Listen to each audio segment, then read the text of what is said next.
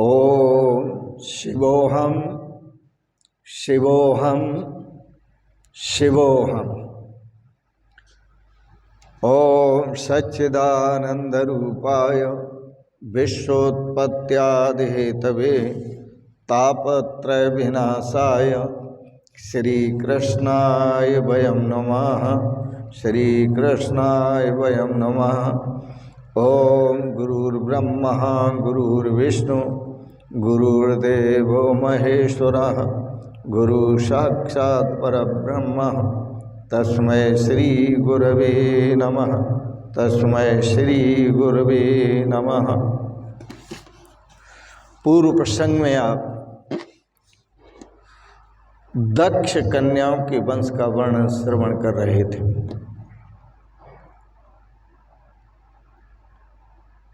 जो सती जी का विवाह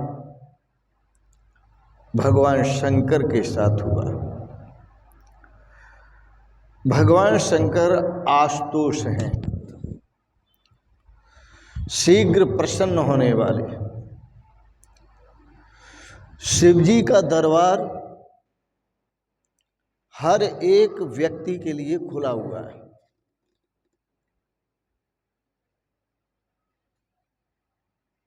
या यूं कहें, शिवजी का दरबार सबके लिए खुला हुआ है। उस दरबार में सभी प्रवेश कर सकते हैं, सबको प्रवेश मिलता है। ऋषियों को प्रवेश मिलता है, देवों को प्रवेश मिलता है, दानवों को भी प्रवेश मिलता है। और भगवान शिव के दरबार में भूत पिशाच भी आते हैं। शिवजी का दरबार सबके लिए खुला हुआ है। शिवजी का दरबार यदि सबके लिए खुला नहीं होता तो ये भूत प्रेत बेचारे कहाँ पर जाते? उनके लिए भी तो कोई स्थान होना चाहिए।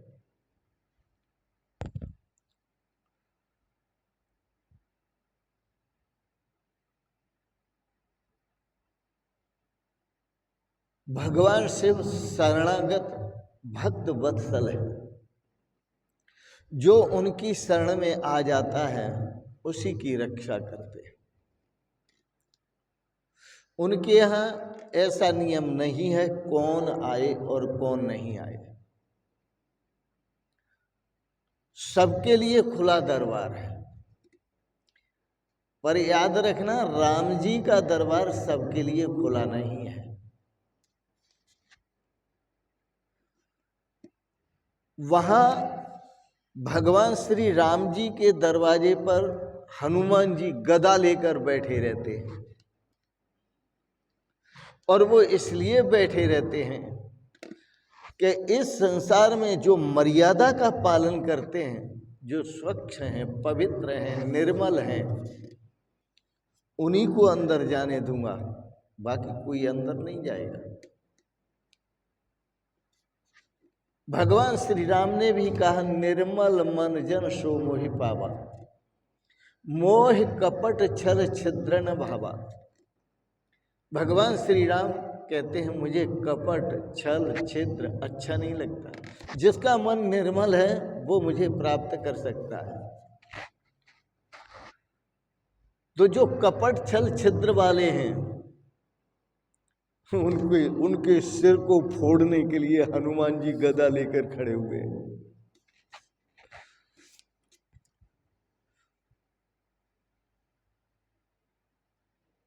और भी शर्तें हैं। भगवान श्री राम ने हनुमान जी को इसलिए खड़ा किया है, देखो मेरे दरबार में वही प्रवेश करेंगे जो मेरी तरह अपने भाइयों से प्रेम करेंगे, जो मेरी तरह मर्यादा का पालन करेंगे, जो मेरी तरह भाई भाई का जो आपस में प्रेम है कि संपत्ति के लिए लड़ेंगे नहीं, संपत्ति के लिए एक दूसरे पर हावी नहीं होंगे।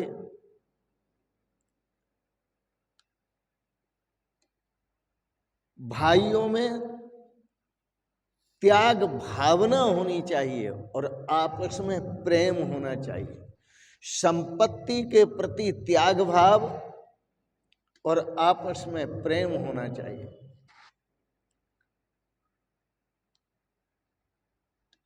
और भी शर्तें हैं भगवान की कि मेरे पास उसी को आने देना जो मर्यादा का पालन करता है।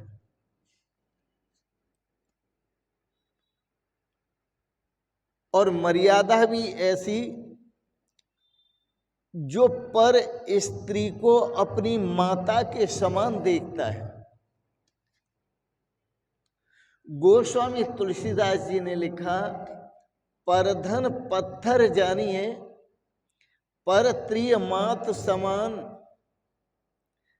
आप भगवान को प्राप्त करना चाहते हैं तो मर्यादा का पालन करें, भगवान श्री राम की प्राप्ति होगी। परधन पत्थर जानिए, दूसरे के धन को मिट्टी के ढेले के समान जानो, पत्थर के समान जानो। जैसे रास्ते में पत्थर पड़ा होता है, मिट्टी का ढेला पड़ा होता है, उसको कोई देखता नहीं, बचा के निकल जाते। परधन पत्थर जानिए पर त्रिय मात समान, और दूसरे की नारी को मां के समान समझो। इतने में हरि ना मिले, गोस्वामी जी कहते हैं यदि इतने में भी हरि का दर्शन आपको न हो, हरि जी न मिले तो तुलसीदास जवान, ये हाजिर है आपकी सेवा में तुलसीदास। इसलिए राम जी कहते हैं कि प्रत्येक क्षेत्र में मर्यादा का पालन करना है। गीता के प्रथम श्लोक में कहा, क्षेत्रे क्षेत्रे धर्मम कुरु, धर्म क्षेत्रे कुरुक्षेत्रे, क्षेत्रे क्षेत्रे धर्मम कुरु। प्रत्येक क्षेत्र में धर्म का पालन करना है। लेकिन भगवान श्री राम कहते हैं प्रत्येक क्षेत्र में मर्यादा का पालन करना है। तो जो मर्यादा का पालन नहीं करते उनके लिए हनुमान जी गदा लेकर खड़े हुए हैं सिर फोड़ने को।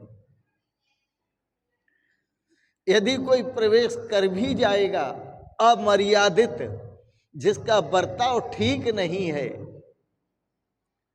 तो हनुमान जी मार मार कर उसे बाहर कर देंगे। भगवान श्री राम राजा अधिराज हैं, उनके पास तक हनुमान जी जाने नहीं देंगे, उनके दर्शन नहीं करने देंगे। तो जो मर्यादाओं में जीते हैं वही भगवान श्री राम का दर्शन करने के अधिकारी हैं। और भी राम जी की मर्यादाएं हैं। राम जी की मर्यादाएं हैं कि दर्शन करने के लिए आते हैं तो ऐसा भी मैंने सुना है कि रात्रि के 12 बजे से पहले पहले मेरे दर्शन कर सकते हैं। 12 बजे के बाद हनुमान जी को कहा किसी को प्रवेश नहीं करने देना दर्शन के लिए, ये भी मर्यादा है। पर भगवान शिव की तो ऐसे, भगवान शिव तो ऐसे उदार हृदय हैं कि उनका दरबार तो हर समय दर्शन के लिए खुला हुआ है। आप जिस समय चाहो उसी समय शिव जी का दर्शन करो। शिव जी कहते हैं कि मेरे यहां कोई नियम नहीं है दर्शन का, बस एक ही नियम है। आप सबको कहते हैं कि जब आपको समय मिले तभी आकर दर्शन कर लेना, जब आपको समय मिले, और जब चाहो, जब आपका मन करे तब दर्शन करो।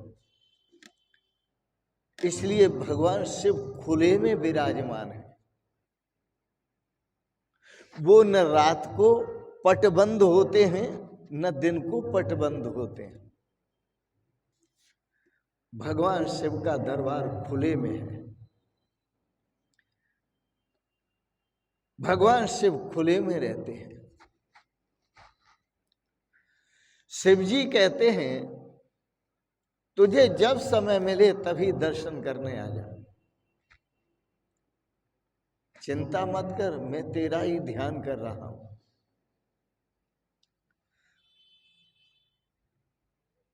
मैं तेरे लिए ही उपाय कर रहा हूं।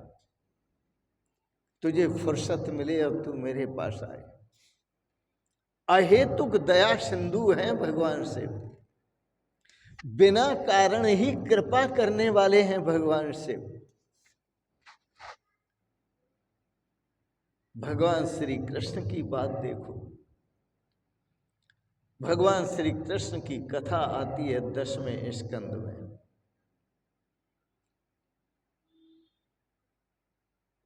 राम जी के दर्शन के लिए समय की भी प्रतिबद्धता है और मर्यादा की भी प्रतिबद्धता है। भगवान श्री कृष्ण के दर्शन के लिए भी शर्तें हैं। बिना शर्त के आप भगवान श्री कृष्ण का दर्शन नहीं कर सकते। श्रीमद् भागवत के 10वें स्कंद में भगवान श्री कृष्ण कहते हैं कि मेरे दरबार में आना हो, मेरा दर्शन करने के लिए तो साड़ी पहनकर आना। ये भगवान श्री कृष्ण का बात। साड़ी पहनकर आना, गोपी बनकर के आना।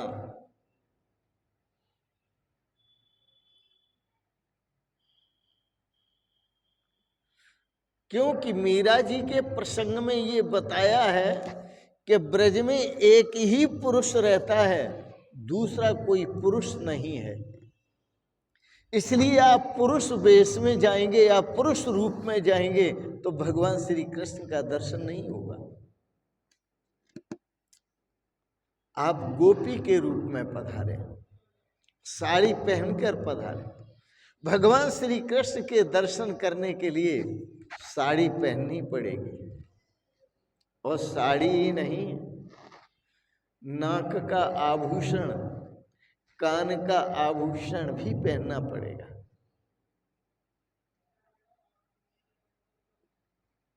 भगवान श्री कृष्ण का दरबार रंगीला दरबार है, रसीला दरबार है। भगवान स्वयं कहते हैं मेरे दरबार में आना हो तो गोपी बनकर आओ, तभी आपको मेरे दरबार में प्रवेश मिलेगा। याद रखना, जिन व्यक्तियों की अपेक्षाएं कम होती हैं,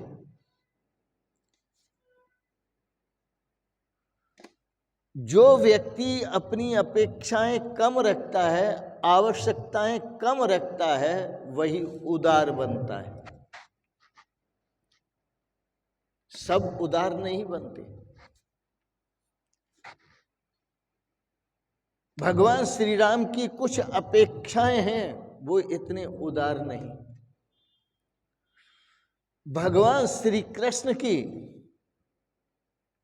बहुत अपेक्षाएं हैं, वो भी इतने उदार नहीं।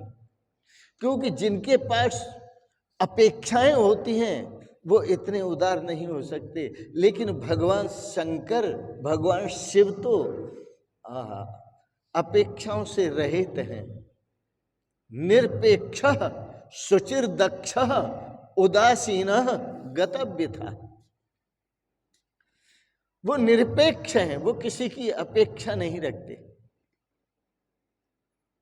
शुचि परम पवित्र हैं, दक्ष बहुत चतुर हैं। वो उदासीन हैं, आओ जी बाबा और जाओ जी बाबा। आए हो तो बहुत खुशी की बात है, और जा रहे हो तो बहुत खुशी की बात है। ऐसे भगवान शंकर जो अपेक्षाओं से रहित हैं, इसलिए वो बहुत उदार है। साधकों में भी जो अपनी अपेक्षाएं कम रखते हैं वही उदार बनते हैं। जिसकी अपनी अपेक्षाएं बहुत होती हैं वो न माता की सेवाएं कर पाता है, न पिता की सेवा कर पाता है, न बुजुर्गों की सेवा कर पाता है, न गुरुओं की सेवा कर पाता है, न अतिथियों की सेवा कर पाता है। क्यों? कि वह अपनी अपेक्षाओं को पूरा करने में लगा रहता है। जो साधक अपनी अपेक्षाएं कम करते हैं वही सेवा का लाभ उठा पाते हैं। बड़ी सुंदर कथा है।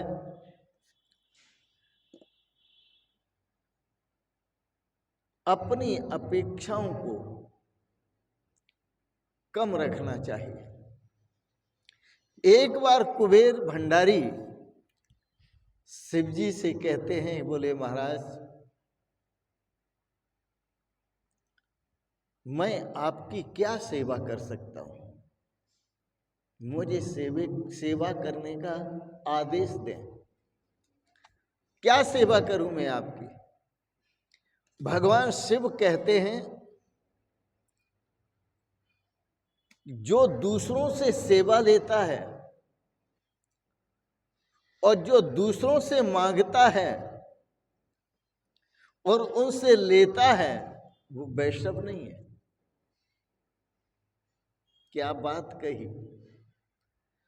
भगवान शिव कहते हैं, कुबेर जी सेवा के लिए कहते हैं कि मैं आपकी क्या सेवा करूं? भगवान शिव उत्तर देते हैं जो दूसरों से सेवा लेता है वो साधु पुरुष नहीं है, सज्जन नहीं है, वैष्णव संत नहीं है। दूसरों से सेवा लेनी भी नहीं चाहिए और दूसरों से कुछ मांगना भी नहीं चाहिए। जो मांगता है वो भी संत नहीं, अपेक्षाओं में घिरा हुआ है। कुबेर जी बोले फिर भी आप बताइए मैं क्या सेवा करूं आपकी? भगवान शिव बोले मैं स्वयं नारायण नारायण नारायण नारायण जपता हूं, आप भी बैठकर नारायण नारायण जपिए। मैं स्वयं प्रभु का भजन करता हूं, आप भी भगवान का भजन कीजिए। यह शंकर जी की अपनी बात थी।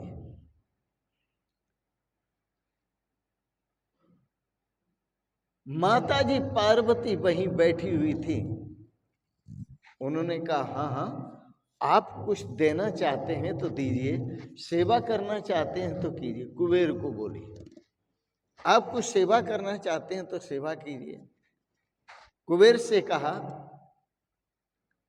कि सेवा करना चाहते हो तो मैं कहती हूं तुम्हें मेरे लिए एक सुवर्ण महल बना करके दे दो। सुवर्ण महल। कुबेर जी ने माता श्री का आदेश सुनते ही सुवर्ण महल बनवा दिया।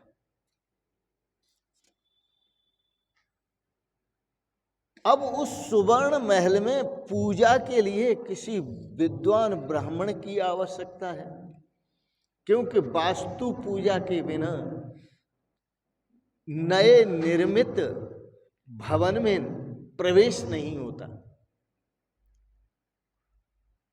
तो यह जो स्वर्ण महल बना है इसमें बिना वास्तु पूजा के प्रवेश कैसे होगा? इसलिए वास्तु पूजा के लिए जो आमंत्रित किया वह रावण को बुलाया। रावण ने वास्तु पूजा कराई। रावण बहुत बड़ा विद्वान था, लेकिन वह भाषा का विद्वान था, तत्वज्ञानी नहीं था। वह वेदों का विद्वान था, तत्वज्ञानी नहीं था, बहुत बड़ा विद्वान था रावण। जब रावण से पूजा कराई तो भगवान शिव बोले रावण से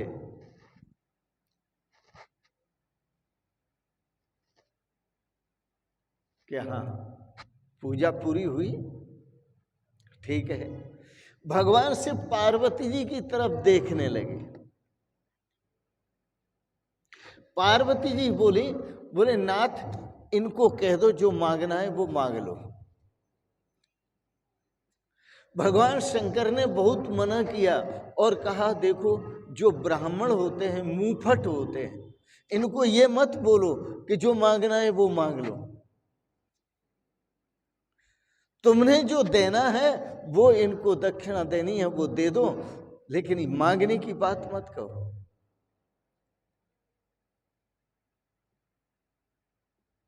पार्वती जी बोली नहीं नहीं, ब्राह्मण देवता हैं, इनको कहो जो मांगना है मांग लो। भगवान शिव ने कह दिया कि जो मांगना है मांग लो। जब कह दिया तो रावण जो है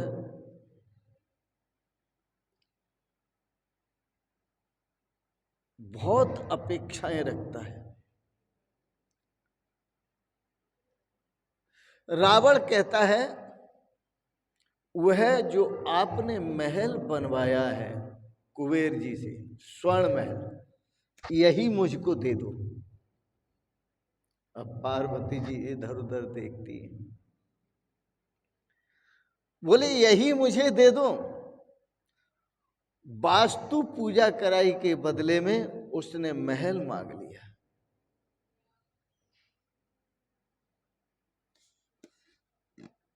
वैसे ऐसा भी कहते हैं कि मांगने वाले को देना नहीं चाहिए,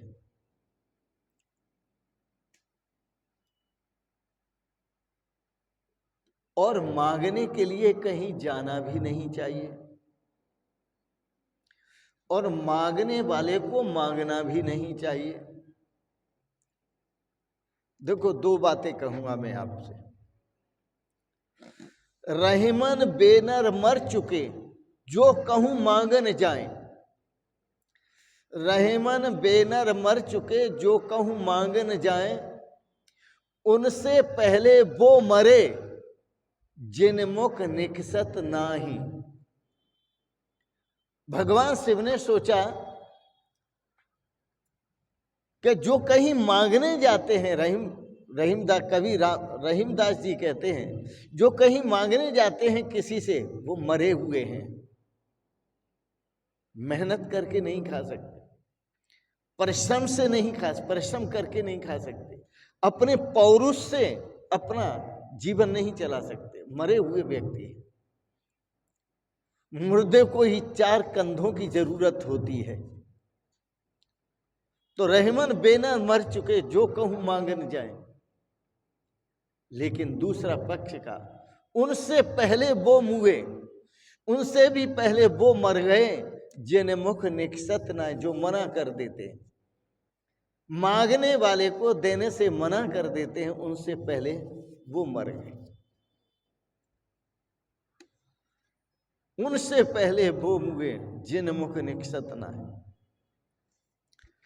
पर संतों का, विद्वानों का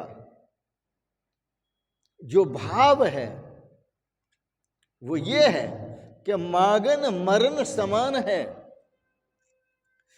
मांगन मरण समान है, मत कोई मांगो भीख। यहां भीख शब्द प्रयोग किया है। मांगन मरण समान है, मत कोई मांगो भीख, मांगन से मरना भला, यह सतगुरु की सीख। मांगना तो मरने से भी बदतर है, मरने के समान है, इसलिए भीख नहीं मांगनी चाहिए। मांगन मरण समान है, मत कोई मांगो भीख, मांगन से मरना भला, यह सतगुरु की सीख। यह सतगुरु की सीख है।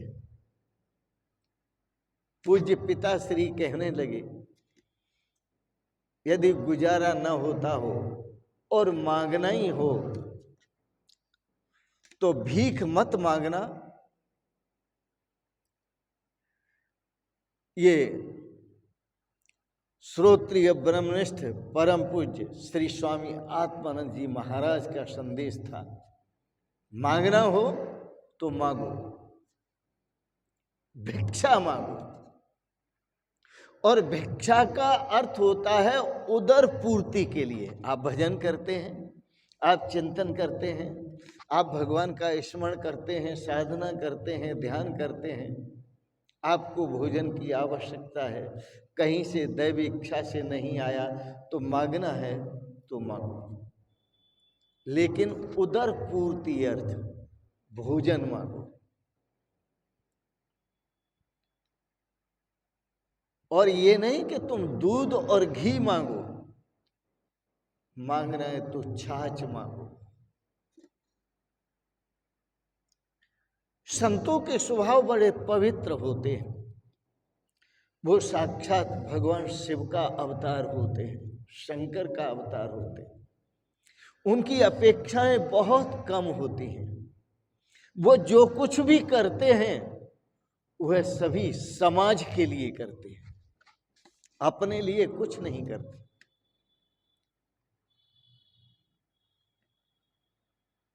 संत महापुरुष समाज के सेवक होते हैं, समाज के लिए करते हैं।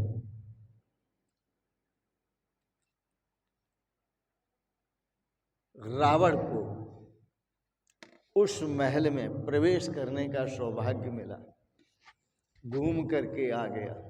बोले महाराज महल तो आपने सुंदर दिया, बड़ा सुंदर दिया महल आपने, लेकिन यह महल सुंदर होने पर भी असुंदर लग रहा है। रावण कहता है बड़ा धूर्त था, बड़ा नीच था रावण। कहता है यह महल जो सोने की लंका, स्वर्णमय जो महल है, यह बड़ा सुंदर है, लेकिन सुंदर होने पर भी असुंदर लग रहा है। भगवान शिव भोले हैं, उन्होंने कहा क्यों, ऐसा क्यों, सुंदर महल भी असुंदर क्यों लग रहा है? बोले महाराज क्योंकि उसमें कोई सुंदरी नहीं है, उसमें कोई सुंदरी नहीं है। आप मुझे एक सुंदरी दीजिए। भगवान शिव तो भोले हैं, आशुतोष हैं, कहने लगे जो तुम्हें सुंदर लगे वो ले जाओ। उस रावण ने पार्वती जी को ही मांग लिया और पार्वती जी को मांग करके लेकर चलने को हुआ। जब चलने को हुआ तो पार्वती जी का जो स्वरूप था इतना सुंदर था कि रावण मोहित हो चुका था।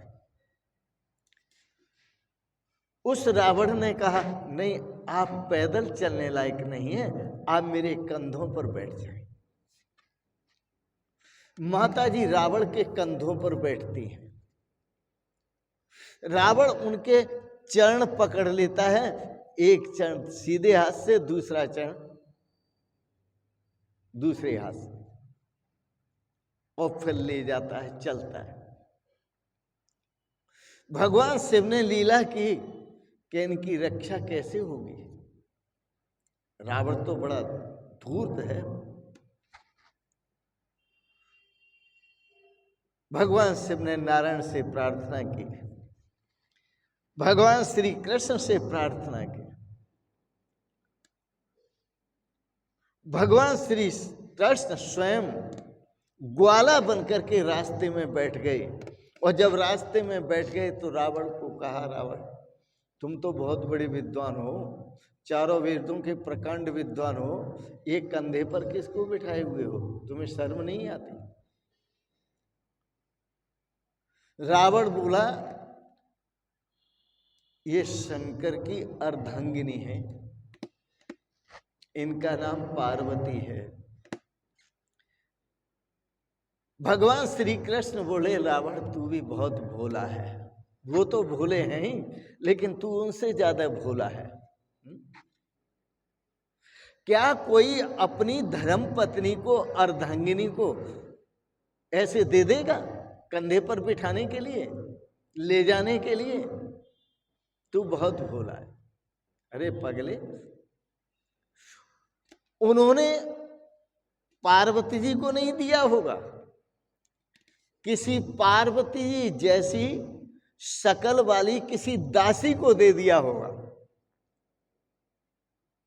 बोले दासी? बोले हाँ। रावण बोला नहीं नहीं, मैं पार्वती जी उनके साथ बैठी थी, पूजा में भी साथ बैठी थी, मैं अच्छी तरह जानता हूं और उनको ही देख करके लाया हूं। भगवान श्री कृष्ण बोले आगे तेरी मर्जी है, लेकिन एक पहचान बता देता हूं। क्या पहचान है? कि पार्वती जी माँ के, जो पार्वती जी माता जी हैं, उनके शरीर से कमल के फूल जैसी सुगंध आती है, भीनी भीनी, बड़ी सुंदर सुगंध आती है। तो यदि ये पार्वती जी होंगी तो इनके शरीर से सुगंध आएगी, और यदि ये दासी है तो ये दुर्गंध आएगी इसके शरीर से। रावण गहरी श्वासें लेकर के सूंघने लगा, और जब सूंघने लगा तो माता पार्वती ने अपान वायु विसर्जित कर दी। जब अपान वायु विसर्जित की और रावण सूंघ रहा था, तो वो अपान वायु की दुर्गंध उसकी नासिका में गई, तो उसे लगा कि अरे ये तो दासी हो सकती है, क्यों इसमें दुर्गंध आ रही है। भगवान श्री कृष्ण तो वहां से चले गए थे, जो ग्वाला के रूप में थे।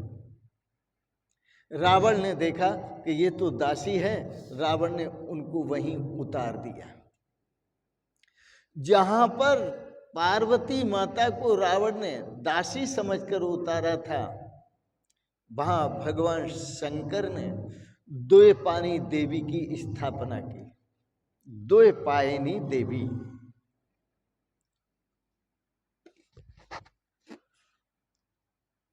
तो द्वैपायनी देवी की स्थापना की।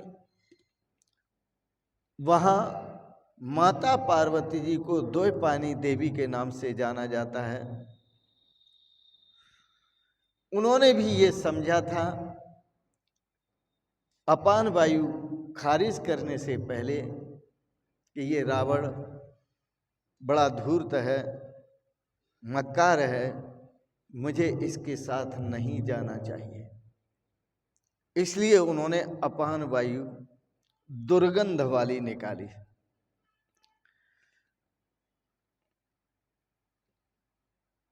द्वैपायनी देवी के दर्शन करने के लिए भारत के बहुत लोग जाते हैं, उनकी पूजा करते हैं, उनसे आशीर्वाद प्राप्त करते हैं, उनकी कृपा प्राप्त करते हैं। भगवान स्वयं माता के रूप में भी हैं। तो दक्ष ने जो भगवान शिव को गालियां दी थी, उन गालियों का जो अर्थ है श्रीधर स्वामी ने बड़ा सुंदर किया था। कल मैंने आपको बताया था, दक्ष बोला था शिव स्वैचारी है, शिव गुणहीन है, शिव शमशानवासी है। तो स्वैचारी हैं, गुणहीन हैं, शमशानवासी हैं। शिवजी में प्रकृति का कोई गुण नहीं है, वो गुणहीन है। वह स्वैचारी है, विधि और निषेध, विहित और अविहित, विधि और निषेध से रहित हैं। वो साक्षात परमात्मा है। शास्त्र की प्रतिबद्धता उनमें नहीं है, शास्त्र की प्रवृत्ति और निवृत्ति जो विधि है वो उनमें नहीं है। यह शास्त्र की प्रवृत्ति और निवृत्ति की जो विधि है शास्त्र में, वो जीव के लिए है, वो संसारियों के लिए है, भगवान शिव के लिए नहीं है। बोलो शंकर भगवान की जय।